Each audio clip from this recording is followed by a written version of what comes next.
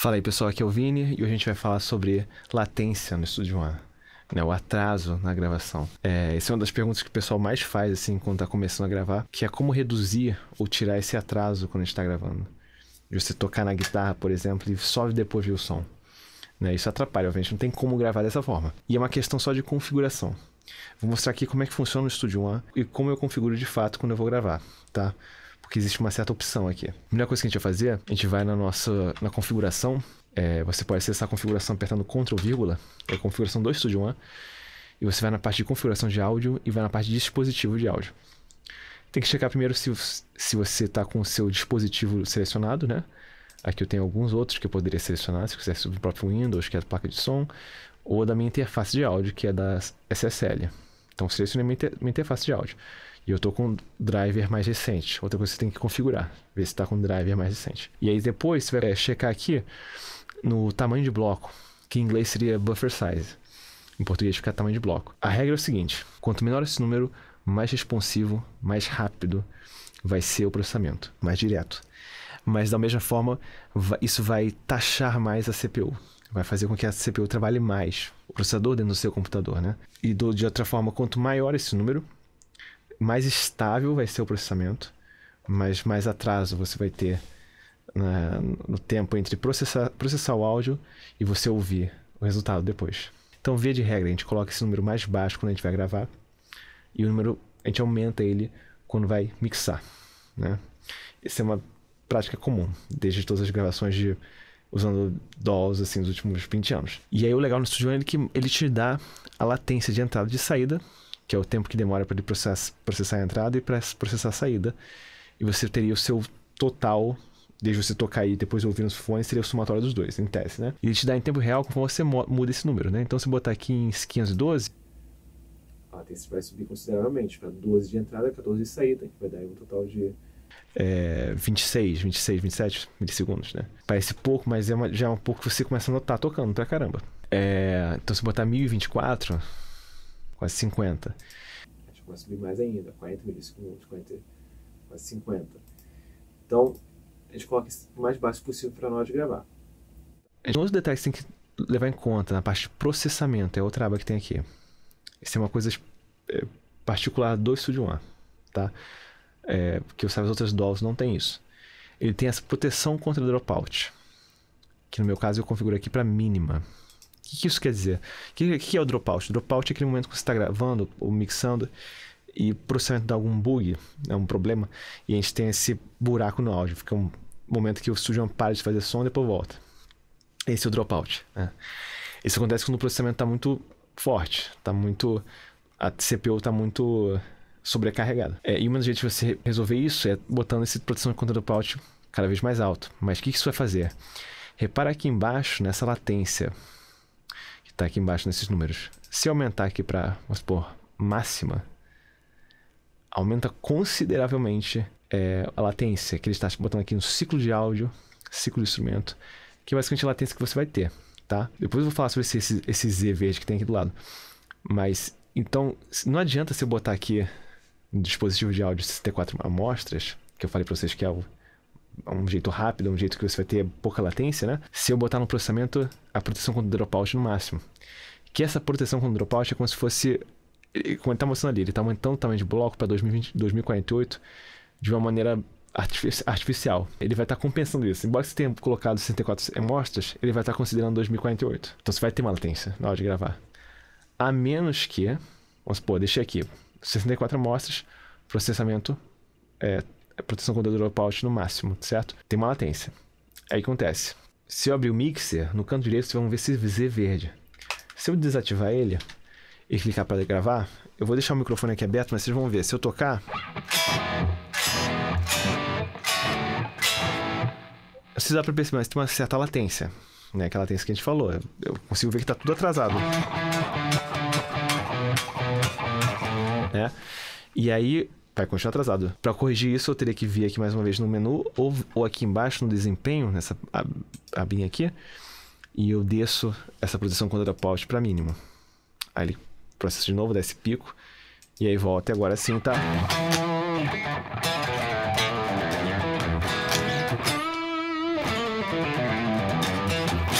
Agora sim tá responsivo, normal, proteção contra dropout está no mínimo. Se você deixar a proteção contra dropout no máximo, que é o que o pessoal do Studio One recomenda, se manter esse número mais alto, né? O que acontece? Você vai ter a latência. O que você pode fazer é aqui no canto inferior aqui direito, no Zzinho, você ativa esse Z verde. E aí, se você notar agora a pista que está armada para gravar, os plugins dela estão com a cor verde. O que é esse Z? Ele é um jeito que o Studio One fez. É legal a ideia. Ele mantém um buffer, né? Um tamanho de bloco alto para você mixar. E quando ele identifica que você tem uma faixa no módulo de gravação, ele abaixa o buffer só para essa faixa. Então todos os plugins que estão nessa faixa, que ele bota com a luzinha verde ali, estão sendo processados com buffer de baixa latência. Estão sendo processados com baixa latência. Que ele mostra agora assim, nesse menu que eu mostrei, existe a latência padrão, que está bem alta, 135 milissegundos, 6.400 amostras, quando você está mixando, mas quando você bota para gravar, ele fica com essa latência mais baixa, de 7.6 milissegundos. Então é legal. E realmente, quando eu vou tocar aqui,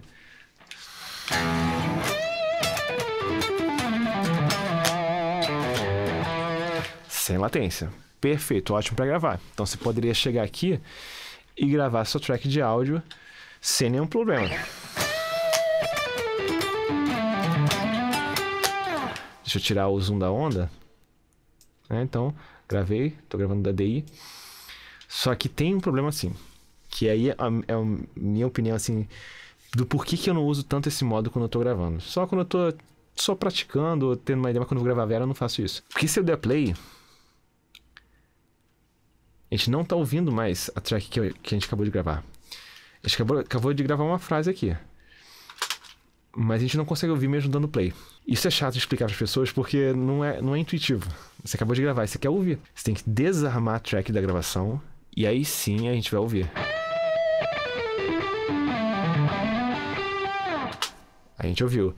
Só que se eu quiser gravar, eu vou ter que rearmar a track para gravação e eu não vou mais ouvir aquele trecho de áudio. E isso, para quem tá gravando, é meio chato, porque você quer poder gravar em cima, às vezes, ou gravar ouvindo o que você tá fazendo. Então, ou se você está gravando outra pessoa, né, operando uma gravação, a pessoa vai querer ouvir o que ela está cantando antes, né? Então, ou você joga para uma outra faixa, mas o jeito que eu prefiro fazer, então, é não usar esse Z. Porque se eu desativar o Z mais uma vez e voltar para o processamento aqui mínimo, agora você vai ouvir. Eu estou no modo gravação, mas eu também posso ouvir. Então eu poderia estar tocando aqui e botar para gravar e continuar tocando, sem nenhum problema, certo? É assim que eu prefiro gravar, porque eu consigo fazer esses que chamam de punch, né? De você gravar um trechinho e poder não perder esse pique, tá sempre ouvindo o que foi gravado antes. É muito útil quando você está gravando cantor e tudo mais. Mas com a vantagem do outro modo que a Presonus acho que recomenda, né? Que é você botar o processamento no máximo. A vantagem é que, em tese, o uso da CPU baixa quando a gente bota nesse proteção contra dropout. Porque uma coisa que eu não falei, quando a gente bota esse número aqui no máximo, eu falei que fica mais estável o sistema. Mas também o uso da CPU fica mais baixo, porque você não deixa... É como se estivesse aliviando o motor, né? Ele está trabalhando bem e está numa rotação mais baixa, né? Você está gastando menos gasolina, né? É a mesma ideia aqui. Em tese, não sei, essa seção aqui está tranquila porque tem pouca coisa, mas em tese, se eu abaixar aqui para o mínimo, ou botar no desligado até, que é mais instantâneo ainda, é para a gente ver um pico no uso de CPU. Talvez tenha tido um pequeno aumento aqui, né? Então essa vantagem, quando você está numa sessão muito pesada, vai ser cada vez mais difícil rodar ela numa amostragem mais baixa. Amostragem não, tamanho de bloco mais baixo, né? Número menor. Porque isso vai taxar muito o CPU. Então você vai ter que fazer esse jogo. Você tem muita coisa na sessão, muita coisa. E você não pode renderizar nada, você tem que estar tudo rodando ali ao mesmo tempo. Você vai ter que realmente aumentar essa produção contra dropout. Vai ter que botar alta no máximo, seja o que for. E quando você for gravar, vai ter que usar esse Z que você tem que ativar, lembrar de ativar, para que quando você vai gravar, você possa tocar sem latência, com todos os plugins rodando em outros tracks sem nenhum problema. Só que você não vai poder ouvir o que foi gravado naquela track. Esse que é o problema. E lembrar que esse Z de Zero Latency, sei lá como é que é o nome que eles dão em inglês, existe também a versão de instrumento virtual, que você ativa por aqui, ó. Eu fui no mixer, fui nesse botãozinho aqui de instrumento virtual, e você ativa esse Z. Esse Z quer dizer o seguinte, que igual do áudio, quando ele estiver ligado e a gente estiver numa produção com dropout mais alta, quando eu vou botar para gravar aqui no instrumento virtual, ele vai usar baixa latência. Tanto que ele ficou ali verdinho o instrumento virtual, né? Então, resumindo isso, se você está com uma problema de latência, checa se o driver da placa de som está atualizado, checa se a placa de som foi selecionado na DAW, o tamanho de bloco que você está usando. Abaixo de 128 é o melhor, assim. A partir de 128 para baixo, para mim, é o que eu considero bom para gravar. Guitarra, né, voz. Checar esse tamanho de bloco e, no caso do Studio One, ver como é que está o processamento. Se ele tiver o processamento com dropout num valor alto, de baixo para cima, baixo, médio, alto, máximo, né? Você vai ter que ou diminuir essa produção com dropout para mínimo, né? No mínimo, ou você vai ter que ativar esse Z aqui embaixo, tá?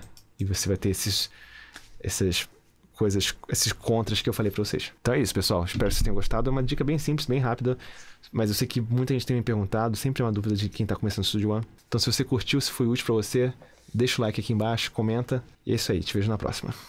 Até mais.